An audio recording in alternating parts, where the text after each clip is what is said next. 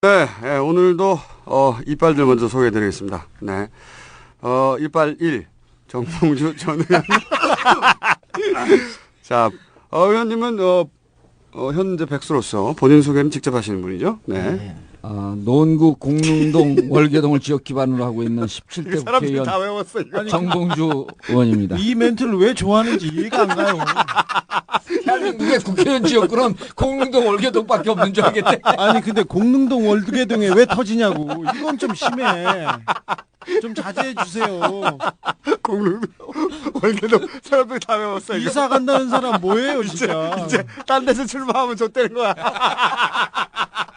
아니 근데 그 동네 출마한 사람 뽑히는 거야 이제 누가. 사실 근데 이런 정치적으로 중요할 때 공릉 월계 버리고 강남으로 가시거나 아니면 대구로 가서 장렬히 전사하는 그런 얘기도 있어요. 네. 전투력이 강한 정봉주 전 의원은 대구로 보내라. 지금 얼굴 굳어졌어요. 아무데나 보내면 다 가. 그냥. 아니 솔직히 말해서 민주당이 한 게 뭐가 있어요. 다 각하의 성은으로 지금 이만큼 그러게 살고 말이야. 있는 거 아니에요. 각하 아니었으면 다 죽었어. 다 죽었죠. 다. M실장. M실장. 이게 조금 탄력 받은 말이죠. 예. 저희가 결성하려고 그래요. 정봉주 전 의원 대구 출마 추진위원회. 대구는 좀 멀고, 아니 가까운 강남 서초원에 갈 의향이 있어. 언제든지. 아예 강남 소초 이런 거 불안해서 안 돼 우리가. 당선되면 어떡해. 저 멀리 대구. 예. 박근혜하고 붙이는 거죠. 박근혜하고. 그 정도 돼야 좀 레벨이 맞는. 그렇지. 대권을 꿈꾸는 분이. 얼굴 굳어지셨어요. 아니, 대구 오면 뭐 꼼수 팀들 다 와갖고 선거운동하는 거지. 꼼꼼하게. 자, 그럴 리는 없고요. 자, 그러면은 이빨 2 주진우 시사인 기자 본인 소개 뭐 하나 해야지. 정통. 주진우입니다. 네, 주진우. 사실 저는 좀 듣는 사람이고요. 과묵한 구석에서 과묵하게 앉아 있는 사람인데 여기 끌려 나와서 뭐 하는 것인가 지금 뭐 하는 짓인지 모르겠어요. 과묵한 사람이에요? 네. 나는 누구인가는 적성. 그런가? 참 건방지 그만. 참 건방져. 오늘은 요새 저기 정 의원님 때문에 그런지 좀 인기가 많아져가지고 저 편지가 많이 오는데 주로 많이 오는 편지가 첫 번째 유형은 기자 지망생들. 저도 기자가 되고 싶어요. 그렇습니다. 기자님 같은 기자가 되고 싶어요. 왜 비웃어? 주진이 같이 되면 저 때는 거야. 아니 정신 차려. 그래서 답장이 짧습니다. 항상 저는 답장을 잘 안 하고요. 짧습니다. 다시 한번 생각해 보십시오. 이게 제 답장입니다. 두 번째로는 애인 있으세요? 이렇게 요새 여성 팬들 중에 저한테도 그런 얘기합니다. 주진이 소개해달라고. 제가 쓸데없는 소리 하지 말라고. 맡고 있어요. 네, 맡고 있는데. 저는 애기도 있습니다.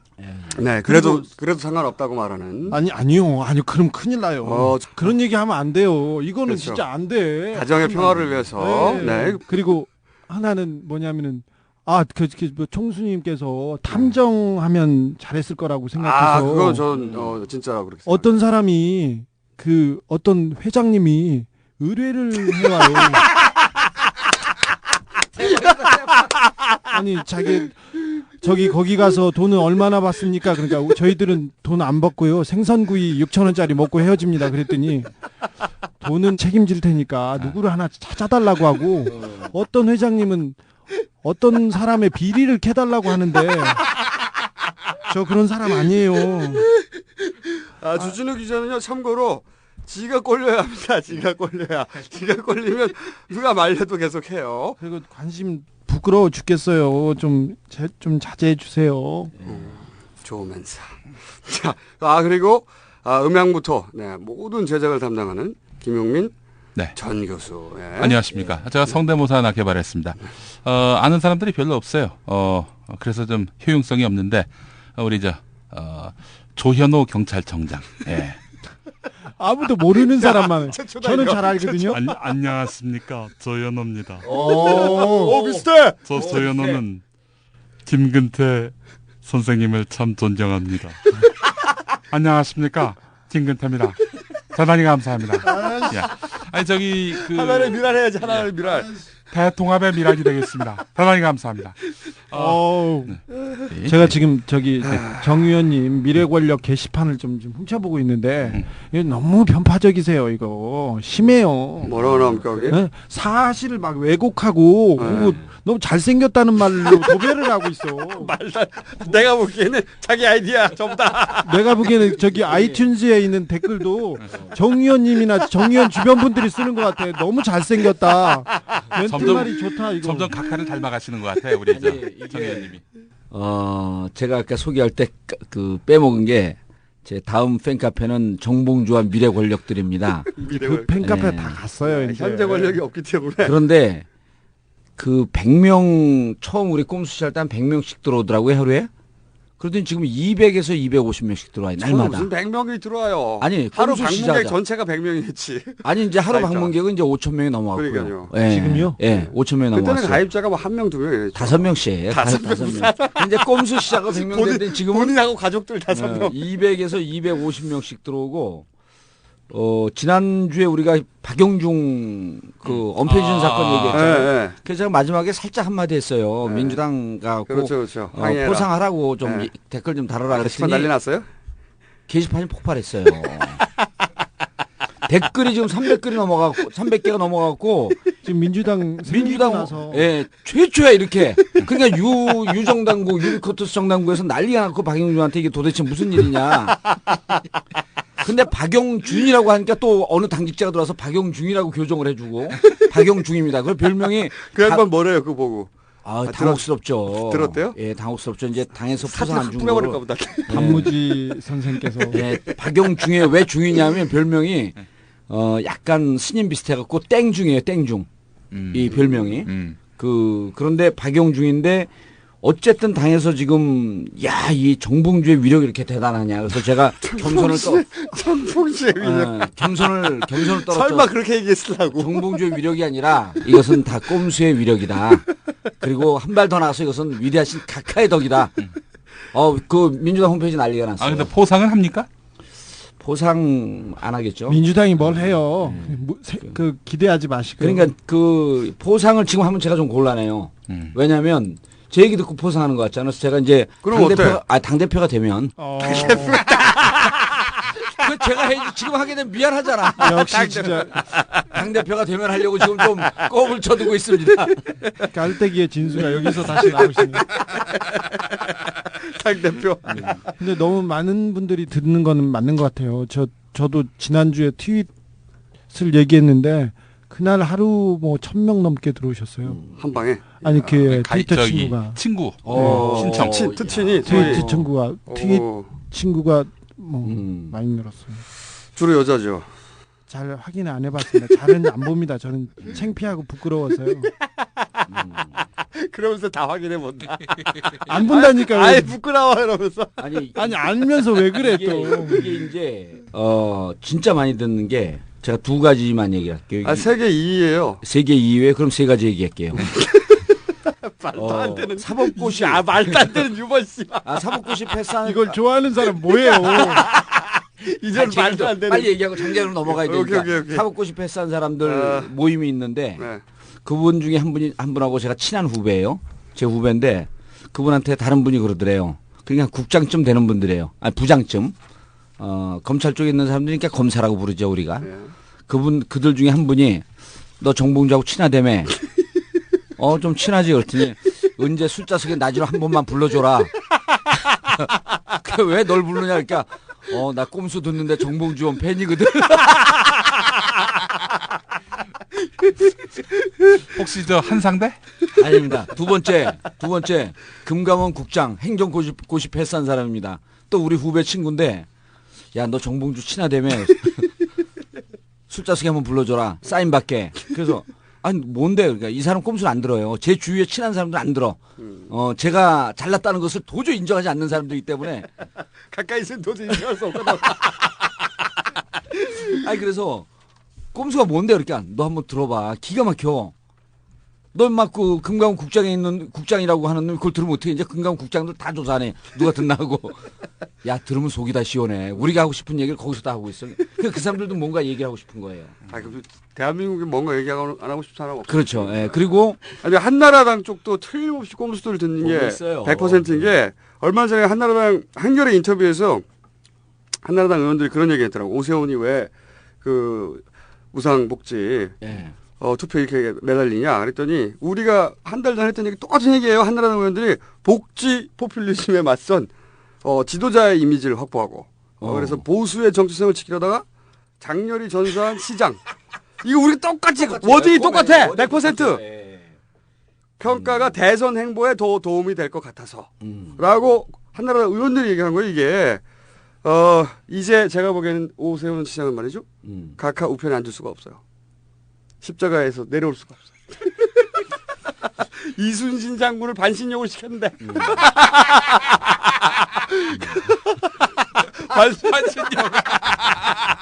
반신욕까지 시켜드렸는데 십자가에서 못 내려와 이제 씨발.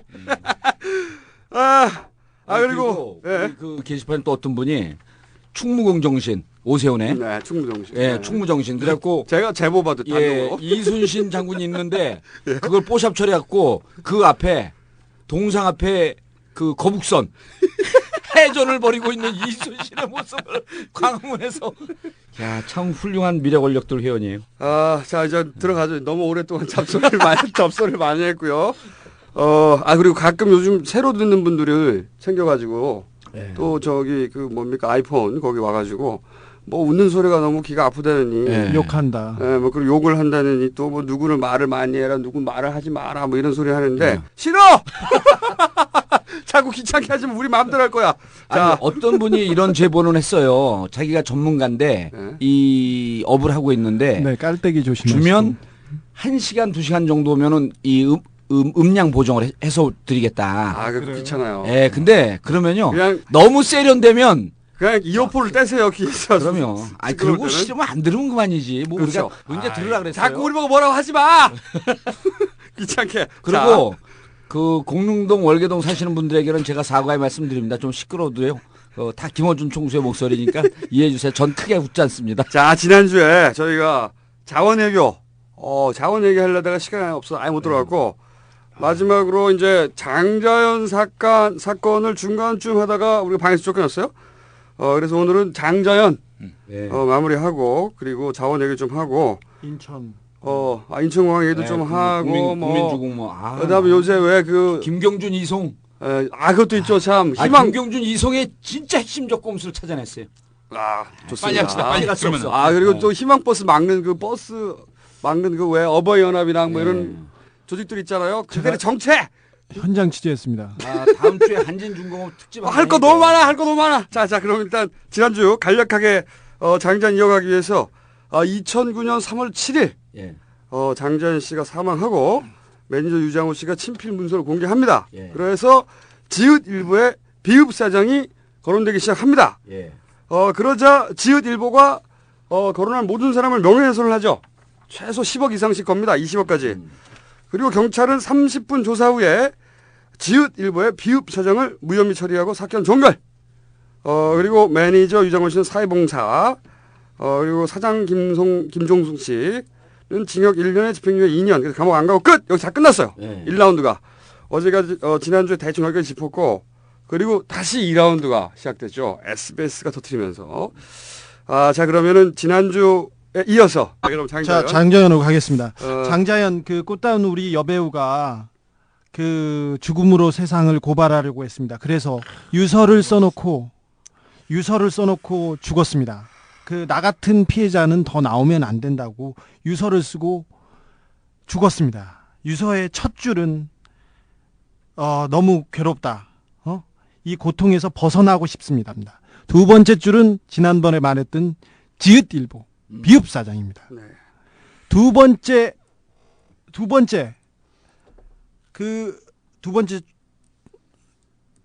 그다음에 그 다음 문구가 있는데 그 다음에 문구가 있습니다. 저희가 그 사인펜으로 지워진 거를 복원했었는데 그 다음에 그 몇 개월 후 김성훈 사장은 장자연의 매니저였습니다. 그 성접대를 시켰다고. 김종승. 네. 본명은 김종승입니다. 조선일보 사장의 아들의 술접대 자리를, 이 부분이 지어졌습니다. 조선일보 사장의 아들의 술접대 자리를 만들어 저에게 룸사롱에서 술접대를 시켰습니다. 라는 문구에 대해서 어떻게 생각하십니까? 김종승한테 물었습니다. 이거는 이 얘기는 경찰이 이제 그렇죠. 비읍일보에 지읒 사장한테 직접 찾아가서 30분 동안 지읒일보의 비읍사장. 거꾸로군요. 30분 동안 조사를 했는데 그때 물었다는 거죠. 아니 네. 이거는 김종승 씨한테 물은 겁니다. 김종승 씨한테. 네. 김종승 근데 씨한테. 자기는 술접대를 강요한 적이 없다고 얘기했습니다. 이날이 있는데, 그래서 지난번에 지읒일보 비읍사장은 장자연을 모른다, 만난 적도 없다 이렇게 얘기를 했는데 30분 만에 보통 조서 받으러 가면 우리가 잘 아시죠?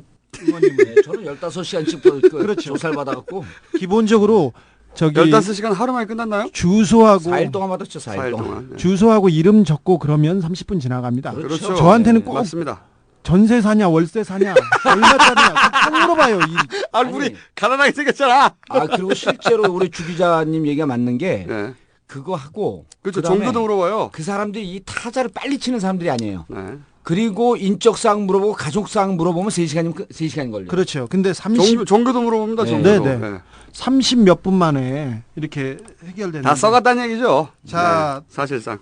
그 조현호 청장이 열심히 하신 수사예요. 신념을 가지고. 안녕하십니까. 자. 조현호입니다.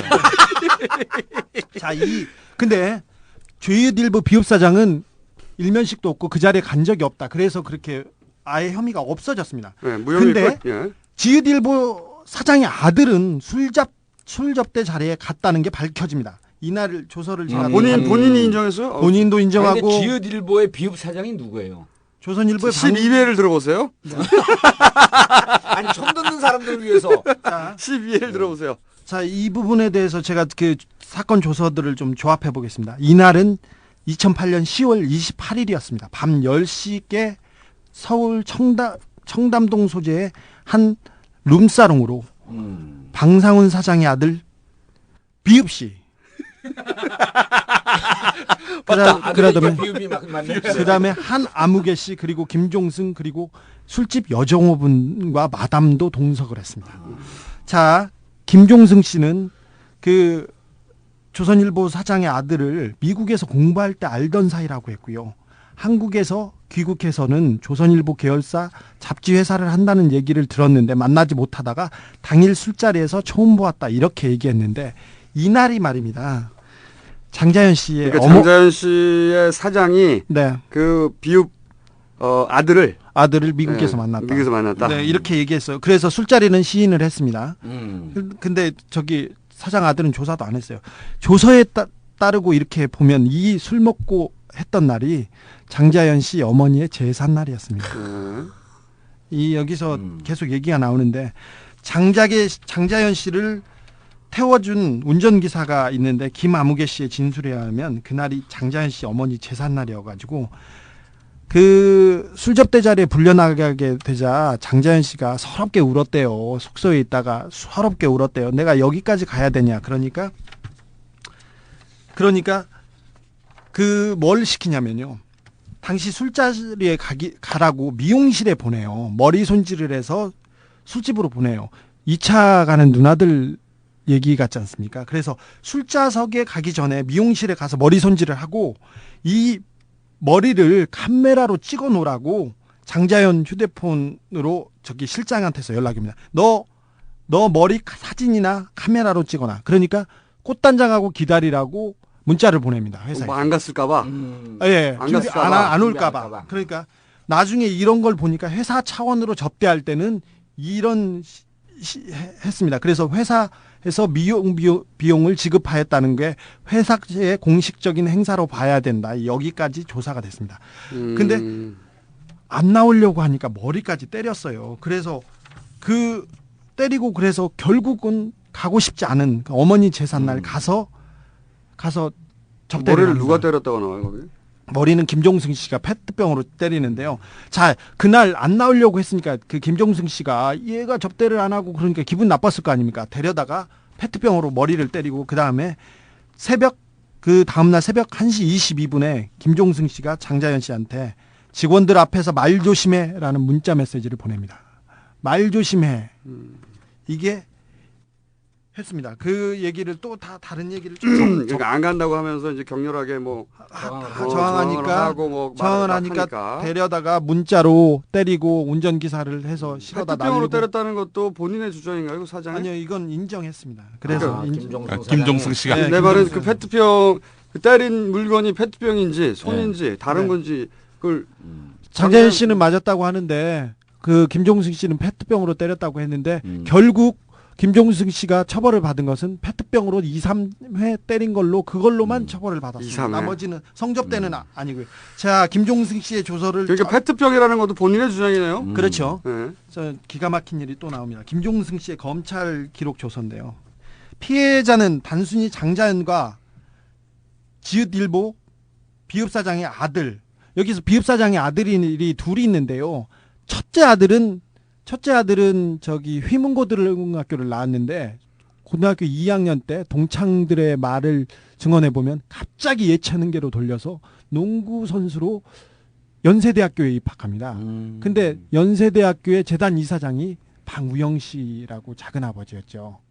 그랬죠, 네, 그랬죠. 네. 예. 근데 이거는 휘문고 그 동창들의 증언이기 때문에 어디까지는지는 모르겠지만 급작스럽게 예체능계로 해서 그 학교에 간 사람이 있습니다. 그 사람이 장남이고 여기에 나타난 사람은 차남입니다. 차남인데 지금 그러니까 저기 차남이 장자연으로부터 접대를 받았다. 그렇죠. 차남인데 이 사람이 대단한 사람입니다. 그래서 지금 저기 조선일보에서 실권을 가지고 있는 사람이고 차기 후보로 가장 강력하게 거론되는 사람입니다. 이 얘기 조금 더 읽어볼게요. 단순히 장자연 씨와 방 씨를 소개만 시켜준 게 아니고 장자연 씨를 참석시켜 술접대, 성접대까지 하게 된 것 아닌가요? 그러니까 김종승 씨가 이렇게 대답합니다. 경찰이 그렇게 물었다는 그렇죠. 거죠. 예. 룸사롱에 장자연이보다 훨씬 예쁜 애들이 많고요. 장자연이 배우인데 제가 무슨 그런 접대를 시키겠어요. 그날 조선일보 발행 위클리 조선 홍보 행사 관련해서 인사시킨 것 외에는 없습니다. 조선일보 홍보에 관련해서 장자연을 인사시켰다. 인사라는 의미가 뭔지 모르겠습니다. 저 뒤에 있습니다. 윤아무개는 여기서 장자연 씨가 같이 접대했던 여자 배우입니다. 신인 배우인데 윤아무개 씨는 경찰에서 3회 진술해서 언제인지는 모르겠으나 모차르트 가라오케에 갔는데 피의자와 변아무개 대표, 장자연, 윤아무개와 함께 갔으며 다른 룸에 있는 신문사 사장님이 우리 룸으로 왔을 때 소개시켜 주었다. 신문사 회장이라는 분은 노래를 할 때 일본 노래를 유창하게 하였다고 하는데 누구인가요? 이렇게 물어봐요. 그런데 김종승 씨는 그런 사실이 없다고 말합니다. 장자연 씨와 같이 접대에 나섰던 연예인이 얘기한 거니까 이거는 거짓말일 리는 별로 그렇죠. 없겠죠. 그 연예인은 신문사 회장이라고 표현했군요. 그렇죠. 회장이 이러한 노래를 요청하겠다. 네네. 네. 저기 윤아무개 씨는 2008년 8월 5일 강제추행과 관련해서 경찰에서 4차례 전수를 했는데 장자연이 테이블 위에서 춤을 추는데 누군가 장자연을 테이블 위에서 끌어내려 무릎에 앉힌 상태에서 치마 속으로 손을 넣어 허벅지와 그 부분을 만지자 장자연이 이를 뿌리쳤다고 하는데 사실인가요? 그러니까 김종승 씨가 이렇게 대답합니다. 테이블 위에서 춤을 춘 건 맞는데 흐름이 끊기지 않고 재미있게 놀았으며 위와 같은 추행은 없었습니다. 당연히 없다고 하겠지 있다고 하겠어요. 만일 장자연이 추행을 당했다면 가만히 있지 않았을 겁니다. 그리고 제 생일 때 위와 같이 누군가가 장자연의 그 부분을 만졌다는 것은 상상할 수도 없습니다. 이렇게 얘기를 하고 있는데 이 증언도 역시 그 윤모 배우가 했던 그렇죠. 같이 동석했다. 네, 근데 이거는 그 김종승 씨하고 윤모 배우가 있는데 장자연 씨하고 같이 성접대에 나섰던 윤모 배우가 있습니다. 그 배우는 같이 그 자리에 참석했기 때문에 그 사실 정황을 가장 잘 알 수 있는 사람이어서 제가 그때도 보고요. 계속해서 보고 있습니다. 지금은 이름을 바꾸고 그 성형수술을 해서 그 영화에 단역에 출연했는데 이 사람이 거부할 수 없는 그 사람 사장을 팔목을 비틀어서 이 여자가 얘기를 하게 해달라. 야, 너의 친구가 너의 동료가 죽으면서 한마디 하고 갔다. 근데 그 미친 짓이라고 거짓말이라고 이게 판명이 났는데 이건 너의 일이기도 하지 않느냐 이렇게 해서 그 사장을 설득했습니다. 사장이 좀 지각이 있어서 그 걔를 데려왔는데 그 김종승 말고 유나무게 유나무게 같이 소속사 기획사 사장. 네, 그래서 설득을 해서 데려왔는데 고민 끝에 그 윤아무개 배우가 한마디 하더라고요. 그런데 이걸 밝히면 오빠는 저한테 뭐를 해줄 수 있어요? 여기서 오빠는 주진우 기자? 네. 해줄 수 있는 건 없지. 없죠. 그 친구에게 해줄 수 있는 건 없지. 그 윤모 배우가 장자연에게 해줄 수 있는 게 있는 거지. 그렇죠. 그렇다고 그래서 무섭겠죠. 무섭죠. 네. 나올 그런 얘기를 수가 어떻게 없죠. 합니까? 자, 유장호 씨라고 장자연이 그 유서를 써가지고 만났던 그 매니저가 한 내용입니다. 피고인은 장자연과 만나서 들은 내용이 무엇이나요? 이렇게 물어보니까 그 유장호라는 사람이 피고인의 사무실에 장자연이 와서 우는 것을 피고인이 달래줬고 사무실 앞에 호프집에 가서 생맥주를 먹었는데 그때는 피고인이 자연아 잘 될 거야 이렇게 말했더니 장자연이 너도 남자니까 솔직하지 그렇게 물었답니다. 그래서 피고인이 간다고 하였더니 장자연이 그러면 술집에서 일하는 여자들은 하루에 손님을 몇 명 받아라고 물어서 피고인이 글쎄 장사가 잘 되면 많이 받겠고 두세 명 정도 받지 않을까 이렇게 말합니다. 그래서 장자연이 한숨을 쉬고 나는 술집 여자보다 못한 사람이야 하면서 울었답니다. 장자연이 피고인에게 구체적으로 누구와 성상납을 했냐고 물어봤을 때 그렇게 유장호한테 물었습니다. 장자연이 피고인에게 구체적으로 누구와 성상납을 하였다고 이야기를 했습니까? 이렇게 물어봤더니 그 유장호가 대답이 예 그랬습니다. 유장호한테 제가 물어보고 제가 병실에 들어가서 얘기 들었을 때 성상납 부분을 자세히 얘기하고 갔습니다. 근데 경찰이 수사를 안 해서 조현호 청장이 너무 열심히 수사를 잘해가지고요. 안녕하십니까, 조현호입니다. 그래서 이렇게 묻히고 있는데 저기 우리나라는 이렇게 꽃다운 사람들이 이렇게 그 목숨을 던져서도 해결이 안 돼. 해결이 안 되는 이런 그 건강하지 않는 아니 사회에서 자기가 가지고 있는 살고 최고의 있나 수단을 봅니다. 사용했는데도 해결이 안 돼. 많은 증거가 있는데 그 증언은 증거 중에 하나입니다. 근데 유언은요 증거 가운데서 증언 가운데서 가장 진실된 그렇죠. 네. 가장 신빙성 있는 증거입니다. 증거 효과가 가장 강하죠. 근데 장자연이 써놓고 말해놓고 간 모든 내용은 다 부인됐고 거짓말로 판명됐습니다.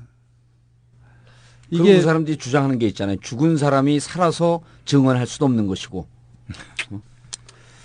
그렇습니다. 좀. 근데 내가 궁금한 건 네. 이거예요. SBS에서 한번 터뜨렸잖아요. 네. 다시 다 죽어있던 사건을. 네. 사실 예. 그때 뭐 의견들이 분분했어요. 뭐 종편 때문에 열받아서 그런다는 얘기도 있었고 여러 가지가 이야기가 있었는데 어쨌든 한번 치고 나왔잖아요. 네네. 그 부분에 예. 그랬다가 바로 꼬랑지 내렸죠. 네. 또. 그 부분에 대해서 저도 장자연 씨가 써줬다는 200 몇 통의 그 편지를 가지고 있었어요. 근데 이 부분이 분명히 그 장자연 씨 남자친구라는 사람, 전준주라는 감옥에 있는 사람에 대해서 그 검증을 해봐야 되는 부분이었고, 저는 그 법정에서 저도 그렇고 다른 변호사들도 그렇고 법정에서 이 사람 얘기를 객관적으로 좀 들어봐야 된다고 생각을 하고 가지고 있던 차였는데 SBS에서 흥분하고 그냥 치고 나갔죠. 근데 결론을 말씀드리자면 그 편지 200 몇 통이 최근까지 그 전준주가 써가지고 내놓은 게 아니라 그 당시 그 장자연이 자살했을 때 자기가 내 여자가 죽었다.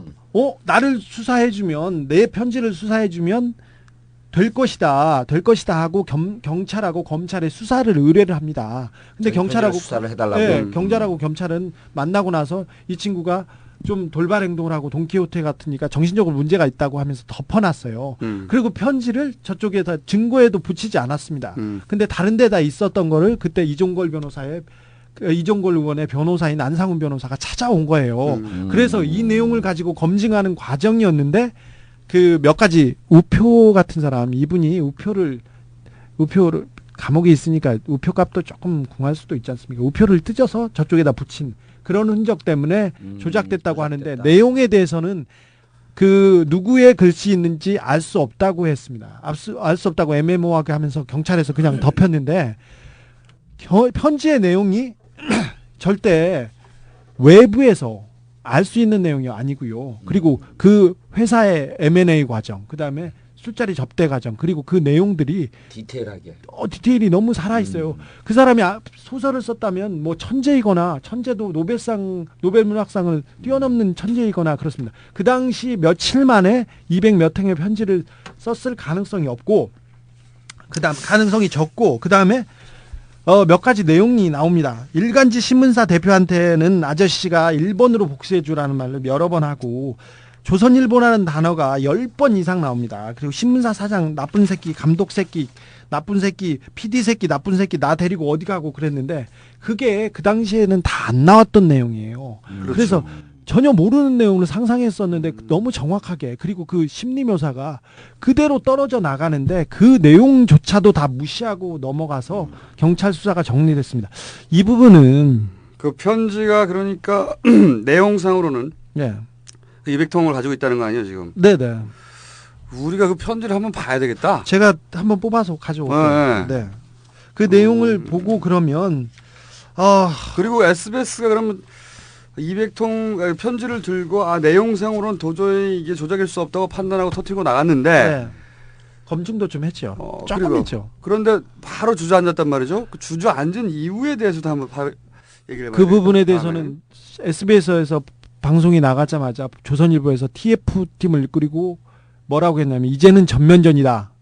이게 무슨 전쟁입니까? 무슨? 그러니까 걔네들은 그렇게 받아들였겠죠. 이것들이 우리가 종편 들어가니까 SBS 이것들이 우리를 치는구나 라고 생각했을 수도 있고. 그래서 뭐 그 알펜시아 태형이 그 의욕적으로 추진했던 알펜시아 리조트나 다른 태형의 비리에 대해서도 조사하기 시작했습니다. SBS 그래서 대주주가 태영이니까. 예. 그래서 하다가 위에서는 뭐 야 우리끼리 왜 그러냐, 그래서 그만 하고 이렇게 덮은 걸로 저는 알고 있습니다. 정황은 더 있지만 뭐 지네들 얘기고, 그리고 또 뭐 그다지 장자연, 그러니까 왜 이 목숨을 던지면서까지 말하고자 했던 연예계 간행, 그리고 돈 있는 자, 권력 있는 자한테 여배우들이 몸종으로 살 수밖에 없는 이 구조에 대해서 하고 싶었던 이런 내용. 그다음에 일간지 사장이나 누구한테 놀이개로 살면서 이러고는 안 되겠다고 하면서 자기가 목숨을 던지면서 했던 장자연 씨의 얘기들은, 증언들은, 유언은 제로 사라졌습니다. 이 문제는 제가 이제 어제 그 이종걸 의원하고 점심 식사를 했어요. 네. 지금 한참 좀 소송 중이죠. 예, 재판 공판장에서 중이라고 열리고 그러는데 있습니다. 제가 이제 뭐 이종걸 의원을 무시하거나 폄하하고 그런 건 아닌데 이종걸 의원이 물기에는 이종걸 의원이 좀 그 힘이 약해요. 이 사건을 의원님이 물었어야 했다. 그렇죠. 전화. 배지를 달고 있었다면 그렇죠. 그리고 이거는 뭐냐면 배우의 영혼을 달래줄 수 있었다. 그런 차원도 일부 있지만 이건 사실은 조선일보라고 하는 그 삐뚤어진 왜곡된 거대 언론 권력과 맞서는 거거든요. 그래서 이거는 장자연 사건의 그 죽은 그 사회를 고발하려고 했던 그 여배우의 그런 억울함도 달래주지만 사실은 대한민국 사회에서 50년, 60년 동안 대한민국 사회를 호도하고 왜곡된 관념을 뿌렸던, 그리고 언론 권력으로 군림하고 있는 조선일보의 아킬레스건을 치고 들어갈 수 있는 거예요. 그래서 노무현 대통령께서 그렇게 하고 싶어 했던 이 조중동과 맞서야 된다. 저는 잘못된 언론이 있는 한 대한민국 민주주의가 될 수 없다라고 하는 차원에서 접근하기 때문에 일시적으로 좀 센세셔널하게 딱 한 번 던지고 말 사건이 아니다. 이거는 정치인의 생명을 걸고 목숨을 걸고 달겨들어야 돼요. 여러 가지 조건이 있죠. 첫 번째, 불독 근성이 있어야 된다. 두 번째, 뒤가 구리지 않아야 한다. 세 번째, 목숨을 초계와 같이 버려야 한다. 그게 나다. 요 얘기를 하려고 지금. 그런데 이종걸 의원은요, 뒤에 비리가 없는 건 분명한데 첫 번째, 전투력이 떨어지고요. 일단 불독이 아니라 그냥 치와와쯤 됩니다. 저는 불독이고요. 자기가 살기 위해서 동료 의원을 죽이는. 아니 이종걸 의원이 어제 딱 저 만났고 왜 만났냐면 이번에 당 대표 나가는데 최고위원 나가는데 도와달라. 누가 이제 그런 얘기를 하더래요. 정봉주를 잡지 않으면 이길 수가 없다. 말도 안 되는 소리. 아니 왜냐하면 제가 자기 입으로 어떻게 저런 얘기를. 아니 지금 장자연을 그렇게 얘기해가지고 아니 그래서 이제 그날 정리해놨더니 또 아니 그래서 이거는 그 이종걸 의원이 문제 제기를 잘 했는데 우리가 이게 사건의 그 볼륨감이 있잖아요. 이 정도는 의원들 정말 이 독사 같은 의원들 서너 명이 붙어갖고 우리 국회의원 좀 버리자. 이번에 죽자. 이런 각오로 달겨들어야 되는데 그건 맞아요. 예, 왜냐하면 쉽지 않은 싸움이에요. 이게. 만약에 이 그리고 맞습니다. 뒤에서 신문사가 예. 조선일보가 아니었으면 밝혀졌어요. 제가 보기에는 그렇죠. 어느 정도라도. 예. 근데 조선일보다 보니까 싸그리 덮인 거지 완전하게 아무리 증거가 많이 나와도 다 그렇죠. 덮어 쳐다보지는 않는 거야 그쪽을 아예 그래서 증거가 나와도. 제가 이 말씀을 드리는 이유가 이 장자연 사건의 성격 규정을 우리 청취자들에게 해줄 필요가 있어요. 한 여자 여배우의 죽음이 아니고 사실은 이 사건은 그 배우의 조선일보라고 하는 거대 권력이 있고 또 조선일보가 무너지면 그 동아중앙도 같이 무너지거든요. 조중동이라고 하는 이 마피아가 있는 거예요. 그래서 이것과 싸워야 되는데 이거 싸우기 위해서 우리 팀 잘 짜여졌잖아요. 이 권력을 갖고 그러니까 국회의원들이 취재할 수 있는 정보력이 있고 기자들이 취재할 수 있는 디테일한 정보가 있고 이게 양쪽이 딱 맞으면 무너뜨리진 않아도 적어도 조선일보의 치명적인 근데 문제는 이겁니다. 사실 타격을 줄 수 있는 사람들이 그런데 이제 제일 중요한 문제가 네. 문제가 제가 현역 국회의원이 아니라는 게 그래서 내가 그래서- 갑자기 아쉽다. 이건 있을 수 없는 내가 갑자기 아쉬워요. 야 이게 아니 진짜 주진우처럼 그 제대로 된 기자와 저처럼 제대로 된 정치인이 만나면요 이거 사건 칩니다 이건. 제가 보기에는 근데 제가 뒤가 구리지 않나 일단 오늘 집에 가서 좀 조사를 좀 해보고 맨날 걱정하면서 검찰이 두려워. 이건 조선일보가 아니었으면 제가 보기에는 그럼요, 드러났죠. 드러났고요. 저는 또 이런 글을 남겼습니다. 장자연 씨가 만약에 그 살아 있다면은 틀림없이 구속되거나 기소되거나 그랬을 것이다. 그렇겠죠. 허위사실 유포로 아마도 네. 지금 그 장자연 씨가 써놓은 유언은 허위 사실로 판명됐어요. 검찰에 적어도 의해. 검찰과 경찰과 중요한 게 재판부에서 이거예요. 사람들은 다 알아요. 다 알죠. 다 압니다. 네. 그랬을 거라는 걸 다 알고 지읒일보가 어딘지도 알고 비읍 사장이 그랬다는 것도 알아요. 그렇게 생각하고 있어요. 받아들이고 있는데 중요한 건 그거를 공식적으로 그리고 오버그라운드에서 기정사실로 어느 누구도 유통시킬 수 없고 모른 척 해야 되는 거야. 우리는 다 예. 오버그라운드에서 다들 이런 거죠. 아니, 이렇게 너무 없는 척 해야 돼. 아니 저는 있는 척 했어요 지금껏. 아니 근데 우리 김원준 총수님이 벼랑간에 느닷없이 지식인의 해안을 보이듯이 그렇게 어렵게 얘기하면 사람들이 잘 모르고 BBK는 사실이라고 국민들이 다 믿습니다. 그러나 권력을 잡은 자들만 사실이 아니라고 얘기하고 있고 장자연 사건은 국민들이 다 진실이라고 믿고 있습니다. 그러나 권력을 잡고 있는 자들만 아니라고 얘기하고 있죠. 그래서 이 권력을 바꿔야 되는 겁니다. 정권 교체의 필요성이 절실하게 느껴지는 대목이에요. 이거 정권 교체되잖아요. 이제는 이제 주진우 기자 세상에 오는 거죠. 아니 왜 제 세상이 와요? 꼭 그렇지 않아요. 거기서 이제 그때도 못 살았고. 거기서 빌붙어 갖고 제 세상도 살짝 좀 만들려고. 정권 교체하고는 상관없고요. 이거는. 근데 어쨌든 좀 부끄럽지도 않은가 몰라요. 그 양반들이 그렇게 조선일보가 무서워서 덮어주는 거잖아 경찰들도. 맞아. 그러면은 안 부끄럽나 스스로?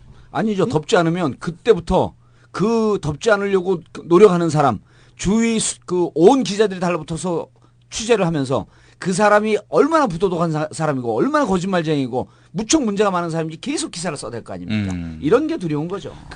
룸살롱에서 일본 가요를 불렀다는 모 신문사 회장님. 네. 예. 제가 생각하는 그 사람 맞습니까? 모르지요 저야. 저야 잘 모르겠습니다. 그거는 그 지읒일보가 아닌가요 또? 지읒일보 아니에요? 아니, 오늘은 무척 열심히 들었는데. 언론사 중간중간 사장이 건너뛰고 헷갈리더라고. 언론사 사장이 또 등장하기도 합니다. 예. 있어요. 뭐 머니 뭐 그런 애가 있어요. 근데 아까 말했다시피 그 지읒일보 비읍사장 아들이요 실권을 잡고 있는 차남 그 친구에 대한 그 술자리 정황은 그 주변 아주 정황을 디테일하고 정확하네요. 정황을 보고 같이 갔던 여자나 뭐 그 주변 운전기사 뭐 다 들여보면 확실히 뭔가는 있었던 게 분명한 것 같습니다. 근데 경찰은 그쪽은 조사도 안 했어요. 다른 데 쳐다보고 그냥 지나갔습니다. 그거 못 본 척하는 거죠. 없는 네. 척하는 거야. 아니 그 다음날 수사 결과 발표를 하는데 어떤 자료가 나와도 앞으로 네. 그러면 뭐 없는 척할 거야. 그 전날 저녁에 가가지고 30분 조사는 이름 쓰고 주민등록번호 쓰면 30분 끝나요. 자, 그러면 판사가 과연 예. 이번에 지금 그 소송에 걸려 있잖아요. 허위사실 유포가 명예훼손인가. 하여튼 한 합쳐서 한 30억 넘어요. 제가 알기로는 20억, 15억인가. 근데 판사가 과연 조선일보 손을 들어줄까요? 국회의원 한 명의 손을 들어줄까? 판사들은 조선일보만 봅니다. 제가 만 본다고 하면 거짓말일지도 모르는데 거의 대부분 조선일보만 보고요. 조선일보 판례하고 다른 언론사 판례하고 놓지 않습니까? 그러면 조선일보가 현저하게 형량이 작거나 액수가 적습니다. 이 부분은 언론학자들이 조금 더 분석해봐야 되는데 제가 맨날 끌려다니다 보니까 법원에 앉아있지 않습니까? 근데 저한테 너무 가혹해요 판사들이. 저는 뭐야 저거 시사이 뭐야 저거. 저 나쁜 놈이 그 민사 25부라고 저기 언론사 담당. 아니 생긴 걸로 얘기하면 안 된다니까요. 아니요, 그러니까 주진우 기자는 앞으로 이제 그 재판 받으러 갈 때 양복도 좀 입고 넥타이도 좀 매고 저는 얼마나 점잖하게 하고 얼마나 깔끔하게 하냐면 도대체 저 사람이 그럴 사람이 아닌데 왜 이 재판정에 왔을까? 그 판사들이 가련한 마음으로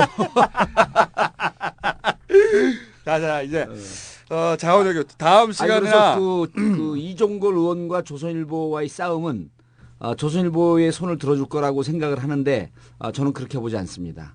이 사건은 사람들의 기억 속에 사라질도록 질질 끌다가 유야무야 흐트러지는 사건이 됩니다. 그래도 판결은 나잖아요. 네, 중요한 건 판결은 판결은 나는데 정치인으로서 크게 타격을 주지 않고 조선일보에 살짝 명예만 살려주고 하는 정도로 아무도 기억하지 못할 때 그렇게 슬그머니 끝나는 사건이 될 겁니다. 판결을 판사가 누구냐에 따라 달렸다고 봅니다 저는. 예.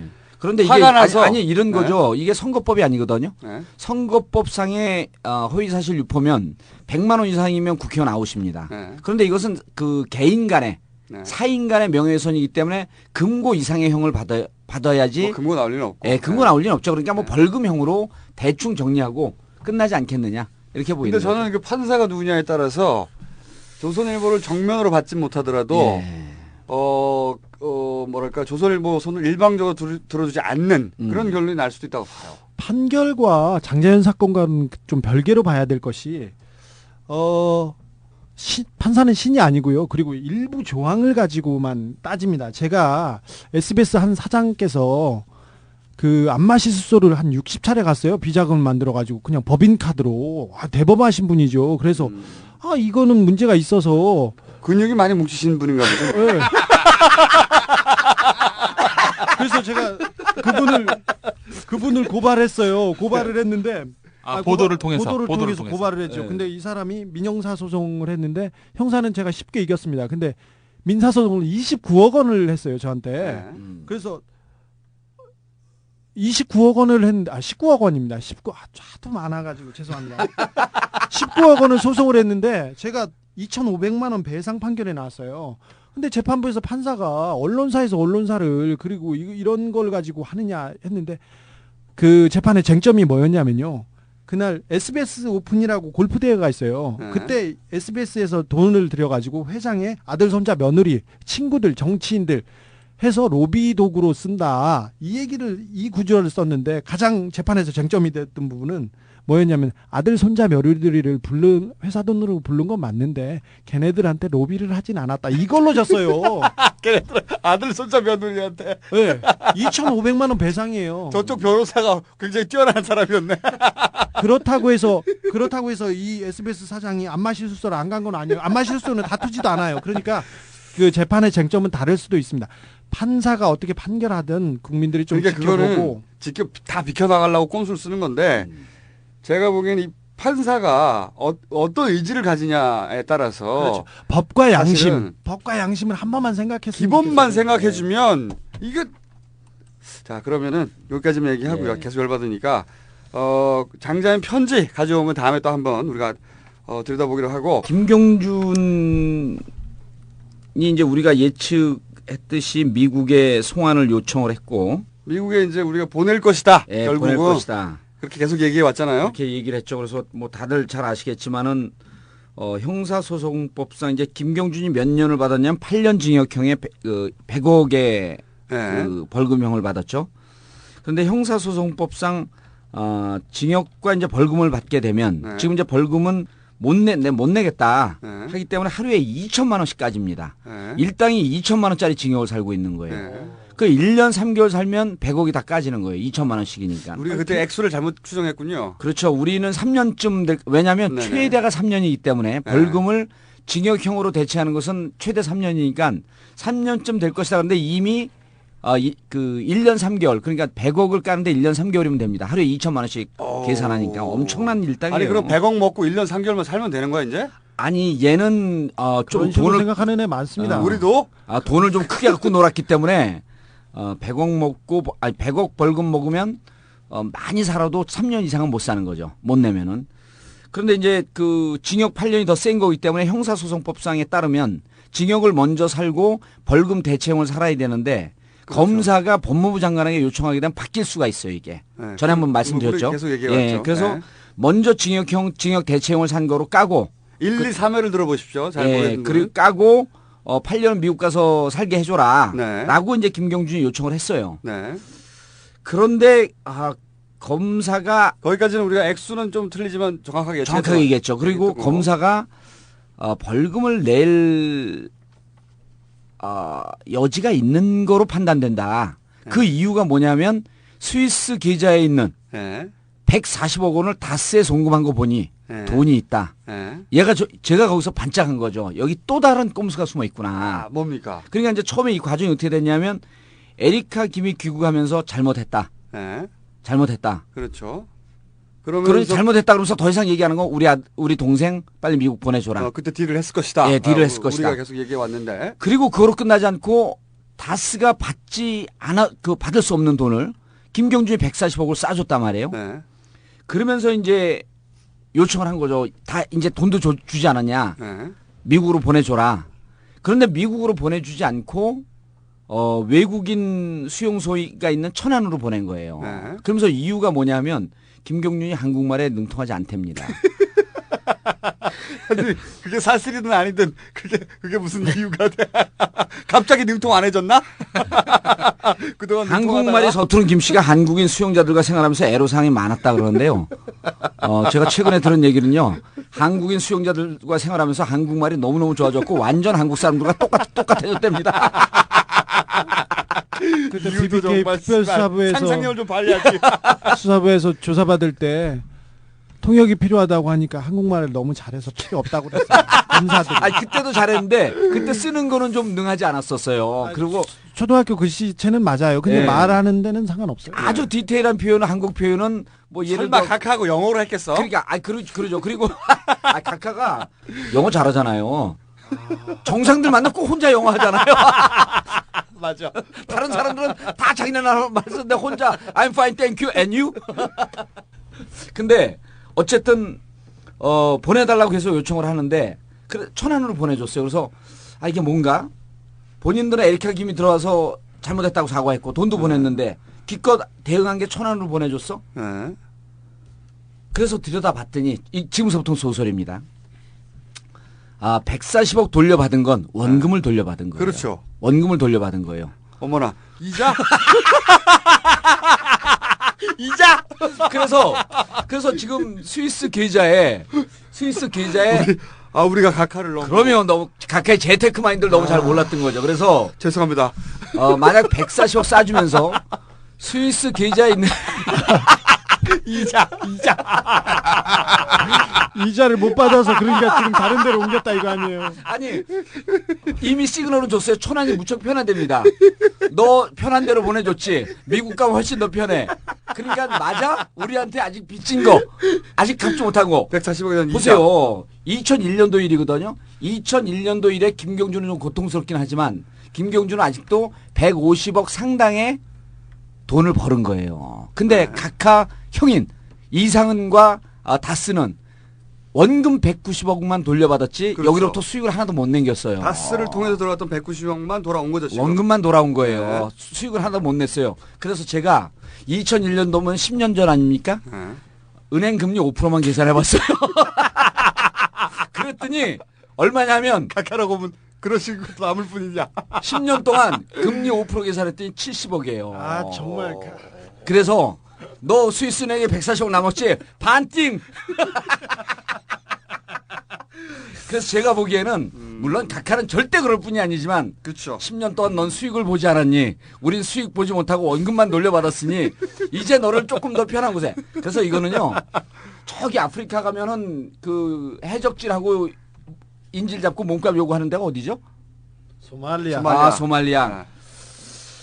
김경준은 지금 인질로 잡고 이자 내놔라 라는 소설을 써보는데 자, 카카는 절대 그럴 뿐이 저는 아니지만 제가 보기엔 좀 다른 소설 듣고 보니까 예. 그게 아니라 꼼수가 너무 퍼지다 보니까 예. 뽀록이 났잖아요. 보낸다는 게 예. 뽀록이 났어요. 아니야 뽀록이 나도요. 예. 제가 그 생각도 해봤어요. 제가 한 발 늘 우리 김총수도 한 발 더 나가잖아요. 제가 그 생각도 해봤는데 김총수가 늘 주장하는 카카의 호연지기는 국민들은 생각을 안 하는 거예요. 국민들은 좀 지나면 곧 잊어먹는다. 아 근데 너무 밝혀져가지고 제가 보기에는 약간 이 스텝을 조정하는 정도가 아니겠는가. 이자까지 아니 만약 카카께서 이자까지 바라신다면 예. 저는 카카를 사랑할 겁니다. 아니 그래서 아니 지금까지 사랑하지 않았다는 말이야? 저는 그저 존경만 보세요. 했는데 이제 사랑할 거야. 10년 동안 금리 5% 계산했더니 140억에 정확하게 70억이야. 여기서도 반띵 철학이 나오는 거예요. 정말 이자를 받으신다면 예, 카카 얘기가 나온 김에 그 인천공항 얘기 좀 간단하게 또 짚고 인천 하죠. 간단하게 하면 안 된다고. AS할 게 너무 많아. 인천공항 간단하게 하면 안 돼요. 본론에 들어갈 수가 없어. 인천공항은 간단하게 하면 안 되는 게 네. 인천공항을 간단하게 하면 제가 발언할 기회가 줄어듭니다. 조용히 하시고 이제 제가 할게요 제가. 오늘 주기자 많이 했으니까 이제 오늘 그만해 이제. 국민주 네 국민주 국민주, 얘기만 예. 제가 간단히 브리핑할게요. 간단하게 해야죠. 그럼 간단하게. 간단하게 우리가 좀 길게. 다음 주에 세게 하고 너무 많아 할게. 이제 할게요 이제. 네. 8월 1일 날 우리 홍대감께서 국민주 매각을 홍반장. 홍반장은 여기는 다 또 친분이 다 있어. 내가 지어준 별명이 홍반장. 자 우리 홍반장께서 국민주 매각 얘기를 들고 나옵니다. 야 이건 진짜 핵심적인 그렇죠. 꼼수예요. 예. 근데 이분이 7월 14일 날 당 대표 된 다음에 홍반장이 당 대표가 될 줄 어떻게 알았어요? 나는 알았어. 우리는 알았어요. 누구? 전 나는 예측했어. 예측했어요. 여기서 주장했어. 예측했어요. 저도 마지막에 한마디 홍반장이 될 수 있다. 네. 이렇게 얘기했어요. 고성국 박사님은 원희룡을 짚었는데 자, 자. 의원님도 원희룡을 찍었어 처음에. 처음에 원희룡 찍다가 말하면서 스스로 바뀌었어요. 자, 나만 홍준표를 찍었어. 한나라당에서 뭐 한 자리 준대요. 우리 지금 정의원님한테 이게 전염이 돼가지고 나만 뭐 했어. 창피해 죽겠어요. 자기도 맨날 나만 만났어. 그럼 나도 여기 와서 좀 이상해지는 것 같아요. 맨날 나만 만났. 누나가 나만 만나줘. 아무도 안 만났는데 나만 만났대. 저는 저 수줍고 철없는 기자로 저 구석에 있는 사람인데 나 여기 와서 이상해지는 것 같아요. 7월 14일 날 한국노총을 방문해서 이용득 한국노총 위원장을 만납니다. 그때 그 노동계 현안을 몇 가지 써줬대요. 이용득. 원래 오면 이런 거 여기 현안 이렇게 적어주지 않습니까? 그때 그런 얘기했어요. 인천공항은 말도 안 돼. 뭐 양양공항이나 팔면 모를까 인천공항을 누가 팔아 이런 식으로 홍반장이 얘기하셨대요. 그 양반이 원래 인천공항 파는 거 대해서 말도 안 된다고 생각하고 있던 양반이에요. 그렇죠. 원래. 네, 본래 그렇죠. 그 전에도 그런 얘기는 많이 하셨어요. 우리 홍반장은 말은 시원시원하시거든요. 네, 그리고 그 양반은 흔히 말하는 짠다가를 안 굴린 사람이에요. 그렇죠. 네. 일단 질러놓고 네. 맞을래 뭐 그런 거. 저한테는 맞을래 그런 얘기 못해요. 7월 30일 날 청와대에서 이명박 카카하고 조찬을 합니다.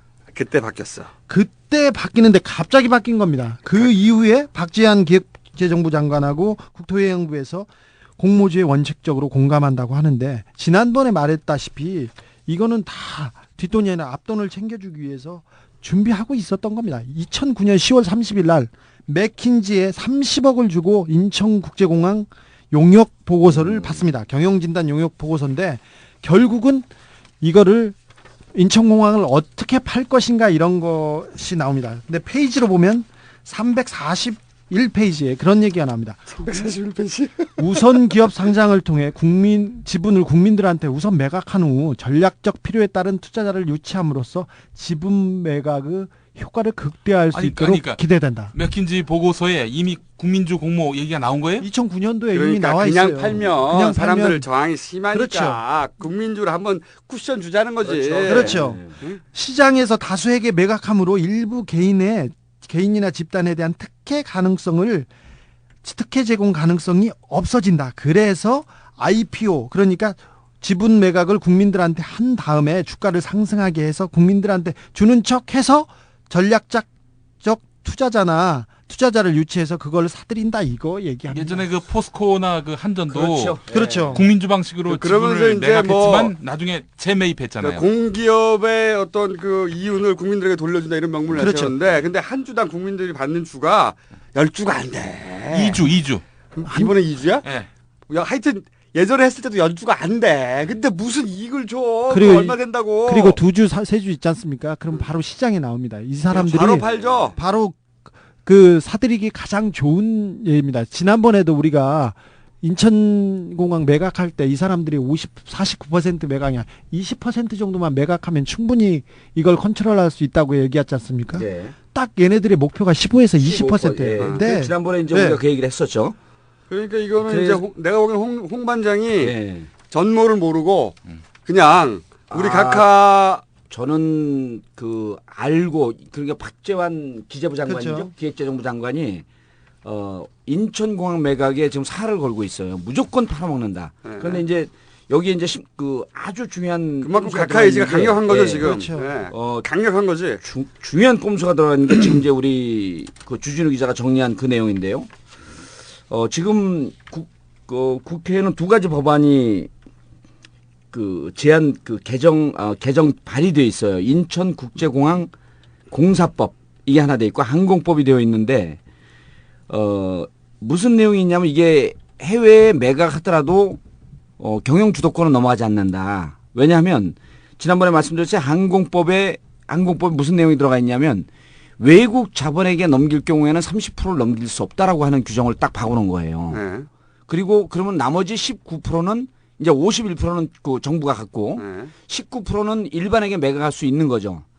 그때는 이제 그게 뭐냐 어떤 방식이냐면 전략적 투자자에게 먼저 30%를 매각을 하고 나머지 19%는 국내 쪽에 매각을 하는 거죠. 근데 지금 방식은 완전히 다른 방식을 택한 겁니다. 그러니까 두 가지 방식이 늘 있었어요.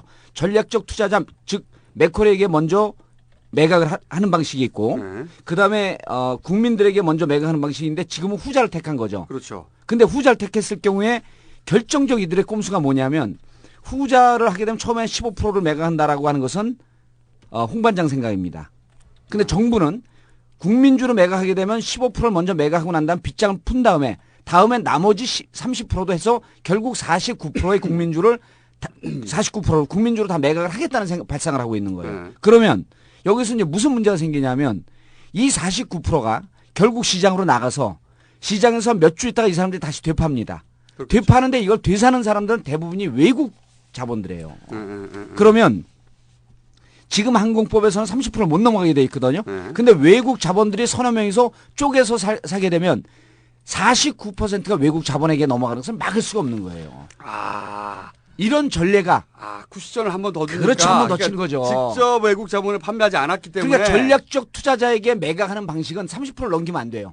그러나 이렇게 뿜빠이 해가지고 다 뿌려버리면. 뿜빠이갖고 뿌려버리면 결국은 49%는 이게 알짜 기업이기 그걸 때문에 누가 주워가지고 어떻게 알아? 누가 주워가는지 어떻게 합니까? 자, 그 시장의 논리인데. 그래서 이러한 길이 이러한 방식이 88년도에 국민주 매각 방식으로 해갖고 매각을 한 포항제철이 포스코가 지금 49%가 외국 자본이 갖고 있잖아요. 그중에 최대 자본을 갖고 있는 게 뉴욕의 무슨 멜론 은행인가가 20%쯤을 갖고 있어요. 거기가 제일 많이 갖고 있고 나머지 29%도 다 외국 자본이 소유하고 있는 겁니다.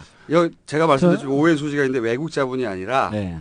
각 외국 자본이 사들이는 게 아니에요. 그렇죠. 각하가 외국 자본을 빙자한 네. 각하가 직접적으로 매입하는 자, 공항으로 가는 길과 예. 다리가 이미 그쪽에서 맥커리에서 다 넘어가 맥커리에서 있죠. 맥커리에서 먹었죠. 가지고 있어요. 그 건물만 길, 다리, 공항까지 가는 걸 다 먹으려고 하는 거죠, 그렇죠. 지금. 길 그 주변이 다 각각 건데 각각 네. 주변 건데 무슨 그게 문제가 있어요. 공항을 일반적으로 관광객들이 골프나 치고 그냥 뭐 여행 가는 그런 플랫폼으로 생각하시는데 국가 기관 시설입니다. 전쟁이 그렇죠. 났을 때는 가장 중요한 관문이고요. 그리고 공항이 거기 하나밖에 없어요. 이 네. 경기 서울에. 아니, 대한민국에 없어질 네. 수가 없어요. 국제공항이 절대로. 거기다 빨대 꽂으면 얼마나 좋습니까? 그래서 그래서 대한민국이 망하지 않는 한 공항도 망하지 않아요. 또 하나 문제가 뭐냐면 이렇게 얘기를 해요. 외국 자본에 설사 넘어간다고 하더라도 그 외국 자본이라고 하는 것은 외국 자본을 빙자한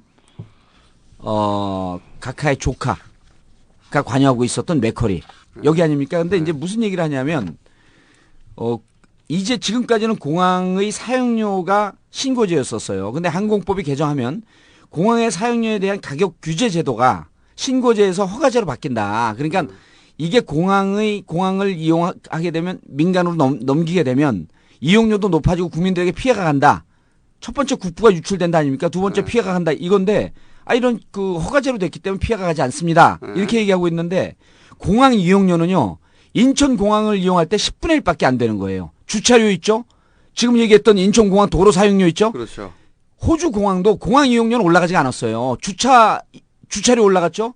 셔틀버스 무료로 하던 게 유료로 됐죠? 이러면서 실질적으로 공항을 이용하는 비용이 전체적으로 6배 이상 뛰어대는 거 아닙니까? 그러니까 공항 이용료 그 자체만은 그대로 묶어둘 수 있어요. 그것도 꼼수. 꼼수라니까요. 이런 꼼수를 현역 국회의원들이 못 잡아내니까 17대 국회의원 저만 잡아내는 거 아니에요. 난 국회의원들 뭐 하는지 모르겠어 도대체. 그 또 틈새를 치고. 그래서 그러면 외국 자본에 넘어간다고 한들 각하가 무슨 상관이냐? 이렇게. 이제는 30% 저항이 그 가이드라인이 없어진 거예요. 그리고 이제 이걸 이제 들으시다가 이게 뭐 그렇다고 해도 외국 자본으로 넘어간 거지 각하고 상관없지 않느냐? 이게 이제 오해라는 거죠. 이게 론스타 때 검은머리 외국인 얘기 많이 했잖아요. 그렇죠. 아니 근데 좀 그걸 쉽게 얘기해 줘야 돼. 사람들이 네. 실질적으로 우리 댓글이 많이 달렸어요. 어떻게 이게 각하가 직접 이걸 매입하는 거지? 그래서 그거 AS 좀 해주셔야 돼요. 검은머리 외국인을 가장 잘 이용한 사람이 각하시죠. 김경준. 그 돈의 성격이 외국인 같은데, 예. 무슨, 예를 들어서 페이퍼 컴퍼니나 이런 거 있지 않습니까? 그걸 통해 들어온다든가. 그런데 실질적으로 그 돈의 주인이 한국인 거죠. 그거를 검은머리 외국인이라고 부르는 거예요. 검은머리 외국인. 예. 그러니까 변장한 국내 자본이 마치 외국 자본인 것처럼 돌아서 들어오는 거죠. 그러니까 그런 방식으로 론스타를 빼먹는단 말이죠. 그렇죠. 론스타가 그 검은머리 외국인, 그러니까 검은머리 외국인이라고 부르는 권력을 가진 국내에 누군가가 도와주지 않으면 절대 그런 방식으로 이루어질 수 없다고 말하는 것처럼 이 공항을 먹을 때도 마찬가지인 거죠. 외국 자본이 앞에 나왔어. 외국 자본의 힘만으로 이 모든 일을 이뤄내고 있느냐? 모두가 다 반대하는 거를 지금 추진하고 있느냐? 외국 자본이 뭐라고? 아닌 거죠. 대통령이 이게 사활을 걸고 거의 목을 건 것처럼 그러니까 한나라당 추진하는... 대표도 안 한다고 했던 걸 그렇죠. 들어가서 말 듣고 오더니 해야 되는 걸로 바뀐 거지 지금. 전체 윤곽을 모르는 거예요, 홍 반장도. 아니 모르는 게 아니라 그 BH의 생각이 너무 절박하고 강력했겠죠. 그래서 굉장히 강력했죠. 그렇죠. BH는 블루하우스 청와대. 네. 네. 근데 청와대 그 의지를 보고 웬만하면 버티려고 했겠죠. 해야 되는 이건 거구나. 안 되는데. 근데 이거는 꺾을 수 없는 거구나. 그렇죠. 꼭 해야 되는 거구나. 그리고 또 하나 그래서 넘어간 거야. 국민주 방식 이런 얘기에 그럼 되는 건가? 이렇게 넘어가 버린 거지. 꼼수에. 그렇게 단순할까요? 내가 보기에는 그래서 지난번에 홍 반장의 성격상은 그래요. 주진우 기자가 이거는 결국 넘어간다. 근데 이제 국회에다 이렇게 저렇게 알아봤더니 그 국토해양부의 법안심사 소위의 항공법이 넘어가 있는데 아마 이게 처리가 불가할 거다. 아니한 생각들이죠. 이게 국민주라고 하는 방법으로 치고 나올 줄 몰랐던 거죠. 그렇죠. 그래서 이제 제가 또 하나 궁금하면서도 이게 거의 이제 확신적 의혹이 가는 게 여기에 만약 이제 국민주로 가게 되면 이것을 그 불가사리처럼 막 그 집어삼킬 회사가 어디냐면 맥커리 인프라 펀드예요. 근데 이 펀드의 구조들은 특징이 이게 다국적 기업이거든요. 근데 이 우리나라에 들어와서 여기서 운영되는 것은 거의 독자적인 독립 채산적인 성격을 띠고 있어요. 그럼 맥커리 이제 아까 그 각하가 직접 매입한다라고 하는 것은 네. 이런 의미일 수도 있다는 생각이에요. 뭐냐면 맥쿼리 인프라 펀드가 계속 그 매입을 하는 겁니다. 네. 근데 맥쿼리 인프라 펀드의 지분을 만약 각하가 소유한다면 지분의 일정 부분을 그런 식으로 우회하면서 이것을 들어갈 가능성도 있다. 왜냐하면 뭐 배당금 형식으로 해결할 수도 있어요. 아니 론스타 그러니까 경우는. 그렇죠. 네. 그러니까 그 맥쿼리 인프라 펀드의 실질적 오너가 누가 되느냐. 지금은 그 다국적 기업이 되고 있는 거거든요. 그런데 이쪽 만약 맥쿼리 인프라 펀드가 무슨 특혜를 받는다고 한다면 그럼 맥쿼리 인프라 펀드의 실질적 주인이 지분을 이지영 씨나 혹은 각하가 많이 그것을 소유하게 된다면 실질적으로 인천공항은 각하가 매입하는 것과 그 별반 다를 바 없다. 우리는 각하는 결코 그럴 뿐이 아니라고 생각을 하지만 그렇게 그 방식은 지금 네. 말씀하신 방식도 뭐 가능하겠고 뭐 배당도 가능하고 여러 가지가 있겠지만 우리의 상상을 초월할 수도 그럴 있다고 것 봐요. 같아요. 우리가 이게 금융 네. 전문가도 아니고 네. 근데 이제 하다 보니까 저도 이 금융 그 직접적으로 지난번에 그 시모텍 네. 이 주가 조작 사기 사건에 선수들 얘기 들어보면 선수들이 이제 접근하고 있어요 저한테. 머리가 팽팽 돌아가잖아요. 그 정도 이 사회적 그 네트워킹을 갖고 자기들이 붙으면 마치 뭔가 할 수 있을 것처럼 처음에 지금 정보를 저한테 막 주고 있거든요. 근데 얘기를 들어도 10개 중에 하나밖에 이해를 못 하겠어요. 저기 대통령하고 그 관련 있는 사람하고 측근들이 그 맥쿼리 인프라 펀드나 그 맥쿼리에 포진하고 있습니다. 근데 그건 확실하죠. 네. 거기까지는 그렇죠. 팩트예요. 거기엔 몇 네. 명이 있습니다. 미국에서부터 친분이 있었고 서울시장 송경순, 때부터 현호석 뭐 네. 이런 분들이 있죠. 서울시장 때부터 같이 일을 해왔던 사람들인데 국민 이렇게 얘기하는데 각하께서는 좀 위대하시지 않습니까? 국민을 위해서가 아니고 몇몇의 이익이 된다고 하더라도 확신이 서면요 무조건 하십니까? 저는 이제 보면서 우리 뭐 농담처럼 초반에 그런 얘기 했잖아요. 각하의 꿈은 재벌이라고. 예. 아니 근데 그게 네. 그 정치학 원론에서 네. 독재자의 마지막 꿈은 재벌이에요 원래. 근데 독재자의 저는 마지막 꿈은 김일성 아닙니까? 저는 그런 생각이 들어요. 그 각하가 출신이 현대에서 머슴으로 시작한 거 아닙니까?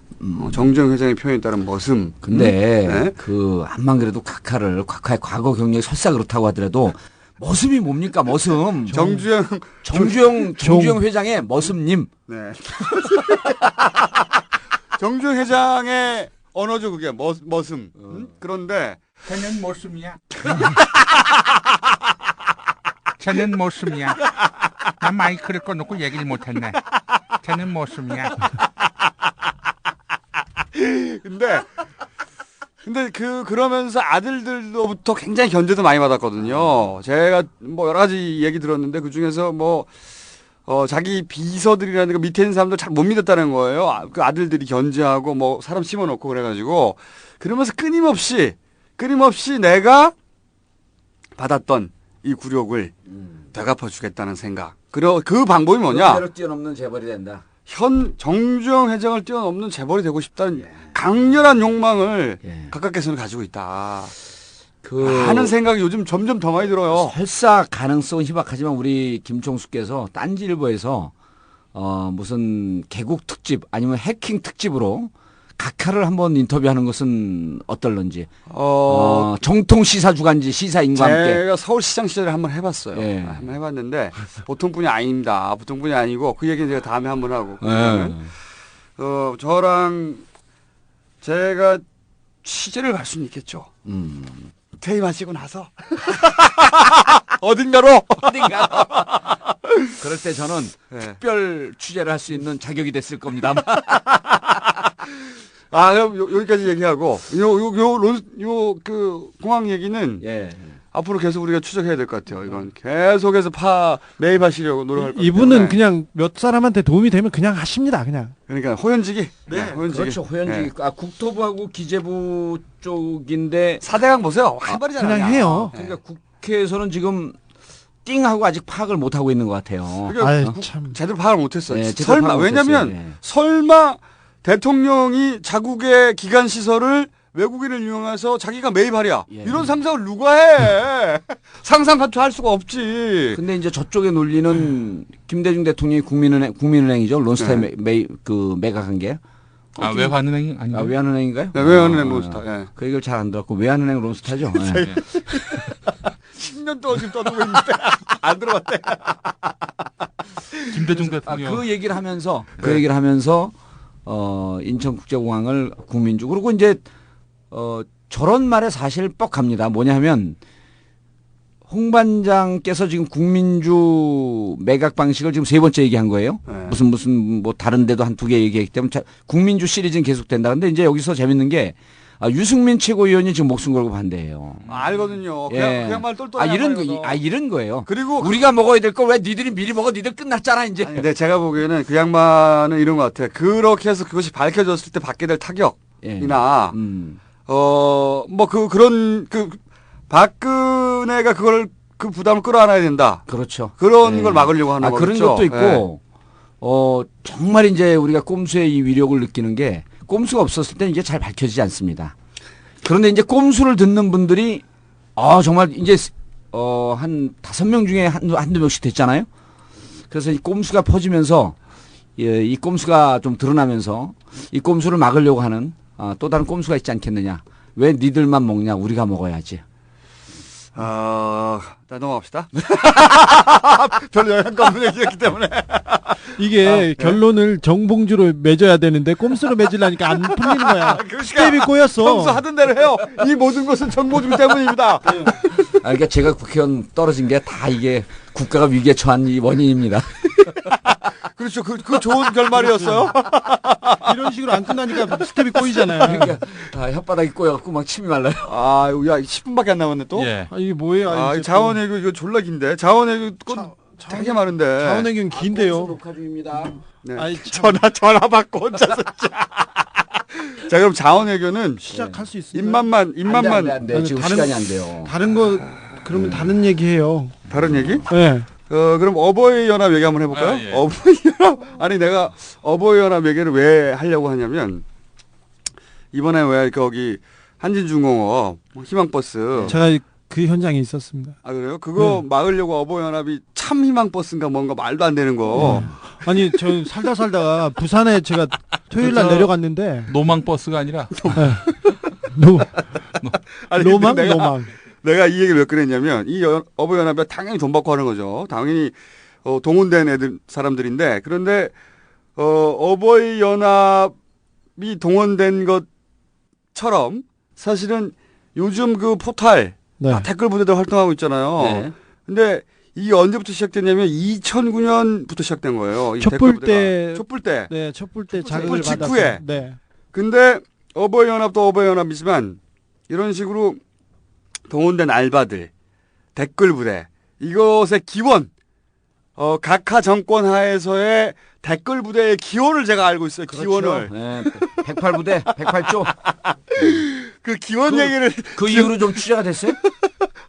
재밌어 이거. 재밌는데 이게 졸라 긴 얘기인데 이거 언제 하냐? 그러면 옆방은 불이 꺼졌네. 그러면 기원만 얘기할게요. 그 이후로 어떻게 발전했는지 빼고 어버이연합부터 잠깐 얘기하면 어버이연합은 제가 초창기에 어버이연합이라는 단어가 처음 등장했어요. 한 2년 전인가 3년 전인가 신문 보다가 골 때린다 이거. 골 때린다. 나는 골 때리면 바로 가입하거든. 그래가지고 인터넷에 졸라 찾아가지고 가입을 했어요 그때. 가입을 했는데 그때 회원 얼마 없었어요. 몇 명. 네. 근데 생긴 지는 2년 3년 됐더라고 이미 그때. 어버이연합이 뭐였더라. 대한민국 어버이연합이죠. 대한민국 어버이연합. 네. 네. 그럼 다른 나라 사람들은 가입 못하는 거 아니야, 그거는? 쓸데없는 얘기 그만하시고요. 근데 들어갔더니 생긴 지는 2, 3년 됐는데 회원이 한 40명, 50명 할 때예요. 그리고 그동안 내내 그 게시판에 쓴 걸 보니까 2사람인가 3사람인가 몇 페이지 쓰고 나머지 전부 다 욕이야. 야, 이 미친놈들아. 나머지 가입자. 그러니까 그 40몇 명이 욕하러 들어. 전부 욕하러 들어온 거야, 나처럼. 나는 얘들은 뭔가 하고 들어간 거고. 나머지는 열받아서 욕하러 들어온 거야. 그러니까 온라인의 활동 자체가 전혀 없는 애들이에요. 진짜.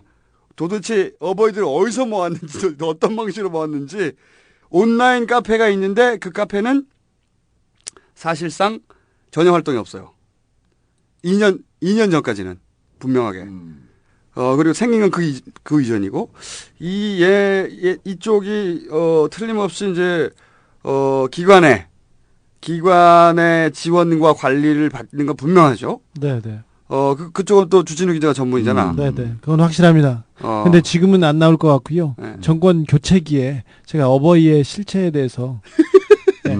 어떤 기관원들이 어떻게 움직였다는 것까지 제가 알고 있습니다. 그렇죠. 대략 뭐 이런저런 기관, 보통 우리가 흔히 생각하는 기관, 그렇죠. 그런 데서 이제 담당자들이 있고, 네. 그리고 얘네들이 하는 모든 행사 하다부터 플랜카드 하나까지 다 꽂아주는 거예요, 돈. 네. 팍팍 꽂아주는 거죠, 그 돈을. 사진 찍어서 가지고 가면 돈 줍니다. 그리고 이제 버스 이런 거 다 이 양반들이 직접 쓰는 돈 하나 없어요. 아무튼 그 일당 뛰는 거네요. 일당. 네네. 당연하죠. 토요일 날 가서 봤는데 버스도 많이 오고 그랬는데 아니 할아버지들이 밤에 선글라스 끼고 골목을 막고 센터 가가지고 민증 내놓으래요. 그리고 자기들이 뭔데 그래. 그리고 근데 골 때리고 경찰이 가만히 있어. 아니 경찰이 할아버지가 길 가운데로 가서 버스를 막아요. 그러면 할아버지들이 들어가서 민증을 검사해가지고 끌어내려요. 서울 사람이나 외지 사람들은 끌어내리고 이렇게 하고 경찰들이 좀 밀고 그러잖아요. 야 같은 편이야 그렇게 하고 가요. 같은 편이야. 자꾸 밀고 센터를 가요. 그래서 옆에서 쫙 서 있다가 저한테는 또 함부로는 안 하고 이렇게 저는 계속 서 있으니까 이렇게 얘기하다가 한마디 물었죠. 다른 어버이 연합에 교복 같은 건 없는데 특징이 모자와 선글라스입니다. 그렇죠. 맞아. 10시 반 11시에도 네. 선글라스 껴줘요. 그래가지고 내가 옆에서 계속 서 있다가 할아버지 힘드시죠? 그러니까 힘들어 물어보더라고. 근데 뭐하러 오셨어요? 그래도 와야지. 그래서 근데 선글라스 끼면 좀 보여요? 그랬더니 안 보여. 그럼 선글라스 벗으세요. 그랬더니 아니 손잡으면 쪽팔리잖아.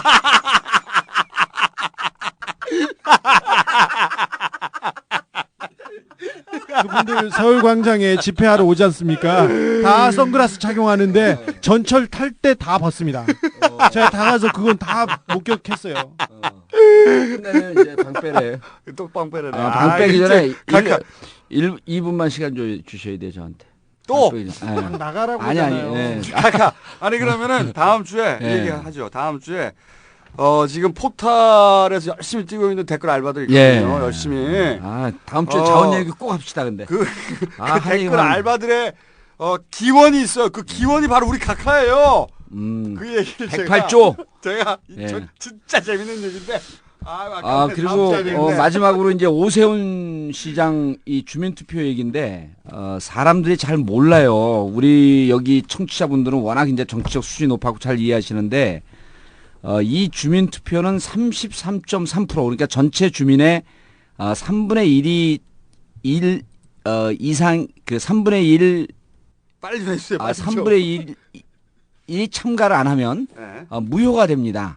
그렇죠. 그래서 이것을 오세훈 반대하는데 저 참 잘못하는데 참가해서 반대해야 되겠다 이렇게 하지 마시고 이번 주민투표는 그냥 착한 근데 우리가 이거 투표를 하지 말라고 선동하는 거 선거법 위반 아니죠. 설명을 해주는 거예요. 이게 무효가 되려면 참가를 안 하시면 자동으로 무효가 됩니다. 제가 이 말씀을 드리는 이유는 저는 이제 민주당 소속이고 민주당이 모여서 대책회의를 계속하고 있는데 답답해 죽겠어요. 민주당 좀 잘하라고 하세요. 그러니까 좀 잘하라고 그러니까 각하 아니면 못 살아남아 민주당은. 그래서 민주당이 아무리 대책 세우고 뭐 야사당 5당이 공동으로 대책 세워도 꼼수에서 제가 말 한마디 하는 게 훨씬 더 위력적이다 라고 하는 내용을 사람들이 이해하고 그쪽 대책반에서 계속 한마디 좀 해달라고. 그래서 앞으로 제가 3주 동안 꼭 한마디씩 할게요. 그러면은 이게 투표율이 급격하게 떨어질 게 뻔한 거고 이것은 제가 이리저리 알아봤더니 뭐 선거법 위반은 아니고 설명을 해주는 거예요. 3분의 1이 참가를 안 하게 되면 자동으로 주민투표는 무효가 된다. 그러니까 굳이 어렵게 참가해서 뭐 반대하겠다 이런 생각하지 마시고 참가를 안 하시면 되는 겁니다. 예. 굉장히 길었는데. 네. 그리고 이 얘기는 노원구 공릉동 월계동을 지역 기반으로 하고 있는 정봉주 17대 국회의원의 발언이었습니다.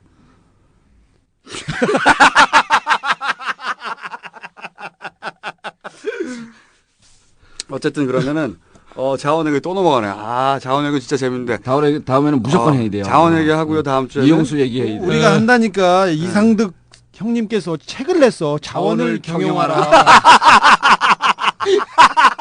심지어 저는 그 책을 나오자마자 샀습니다. 이 양반 진짜 웃긴 양반이야. 왜요? 그 책을 사보고. 저는 이제 각하의 그 자서전도 4번 읽었어요. 하긴 나하고 똑같네. 나는 허경영 총재 책 내면 사봐. 저는요 만약 책 읽으면 우리 아버지 살아계셨으면 뒤지게 터져요. 독서한다고. 그런 책만 사봐요. 저는 김영삼 대통령 자서전 사봐. 허경영 총재가 그 다이너스티를 탔는데 다이너스티를 타다가 에쿠스를 탔나요? 다이너스티를 탔는데 자기 자가용 위에다가 황소를 하나 만들어가지고 붙여 다녔어. 그게 그래서 아니 그 기원은 다이너스티가 아니야. 그 전에 그 히스토리가 이거 허경영 총재. 허경영 얘기도 우리 한번 할까요? 12년 전에 이미 그분을 그때? 발견하고 나 10년 전에 발견했는데 우리는 12년 전에 제동권에서 제가 제일 먼저 썼어요. 그래서 제가 제도권 딴지일보에서 먼저 썼잖아. 아, 네, 알겠습니다. 그래서 12년? 12년 전에 우리가 그분을 제가 보기에는 국내에서 각하와 맞먹는 분은 허경영밖에 없어요. 허경영 총재밖에. 소원이 나의 소원은 박근혜와 결혼. 허경영 총재 얘기 한번 해야 되겠다. 예. 우리 직접 인터뷰했잖아. 아니 했죠. 몇 번이나 했어 나는. 아니 총수님 이 그 청취하는 사람들 숫자는 공개적으로 밝힐 수 없지만 아니, 근데 어마어마하게 듣는다는 얘기를 마지막 클로징 멘트로 해갖고 빨리 나갑시다. 저는 허경영 모르니까 얘기하기 싫어. 자 그럼 자원 얘기하고요. 다음 주에는 댓글 알바의 기원 얘기하고요. 또 심심하면 허경영 얘기도 좀 하고 두루두루 하도록 하겠습니다. 오늘은 여기까지 끝. On the upright.